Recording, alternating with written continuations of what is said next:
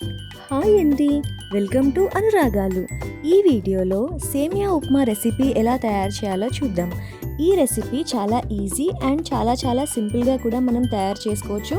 And it will not take that much of time. చాలా తక్కువ టైంలో మనం ఇది తయారు చేసుకోవచ్చు.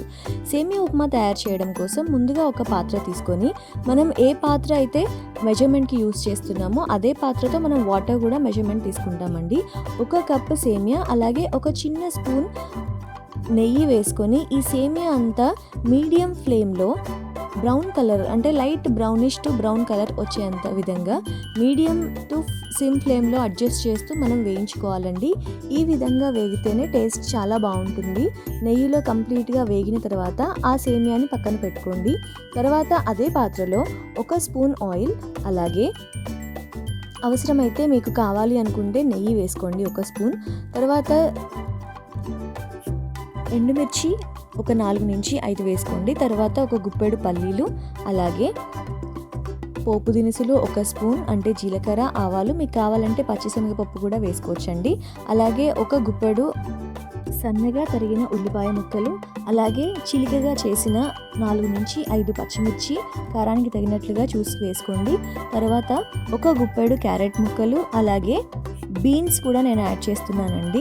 మనకి ఈ వెజిటబుల్స్లో అంటే బీన్స్ కానీ క్యారెట్స్ కానీ ఇలా యూస్ చేసుకుంటే చాలా టేస్టీగా ఉంటుంది. అలాగే అల్లం ముక్కలు, ఒక చిన్న అల్లం ముక్క నుంచి తీసిన అల్లం ముక్కలు వేసుకుంటే చాలా టేస్టీగా ఉంటుంది అండ్ ఫ్లేవర్ కూడా బాగుంటుంది.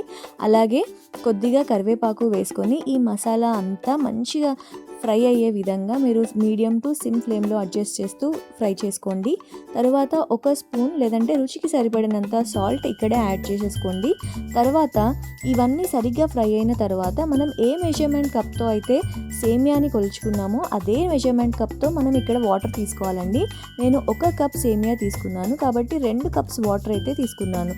ఈ ఎసరంతా సరిగా మరిగే విధంగా మనం హై ఫ్లేమ్లో ఉంచి ఈ మసాలాలన్నింటి నుంచి ఫ్లేవర్స్ అన్నీ బాగా వచ్చే విధంగా మంచిగా మరగనిచ్చాలి. ఈ విధంగా మరిగిన తర్వాత మనం ముందుగా ఏవైతే ఫ్రై చేసి పెట్టుకున్న సేమియాని ఈ వాటర్లో యాడ్ చేయాల్సి ఉంటుందండి. ఈ యాడ్ చేసిన తర్వాత ఒక 10 మినిట్స్ లేదంటే 5 to 10 మినిట్స్ మనం ఫుల్ ఫ్లేమ్లో ఉంచి మూత పెట్టి ఉడికించాలి. సేమియా సరిగా ఉడికిన తర్వాత ఈ వాటర్ అంతా ఎగిరిపోయినట్టుగా దగ్గరకు అయిపోతుందండి సేమియా. ఆ టైంలో మనం కంప్లీట్ సిమ్లో పెట్టి మరొక 5 to 10 మినిట్స్ ఉంచినట్లయితే ఈ సేమియా చాలా ఈజీగా అండ్ పొడిగా వస్తుందండి. మనం కంప్లీట్ సిమ్లో పెట్టి ఉడికించిన తర్వాత చాలా పొడిగా చాలా టేస్టీగా ఉంటుంది. If you like this video, please like, share and subscribe my channel, and please comment for more recipes. Thank you for watching.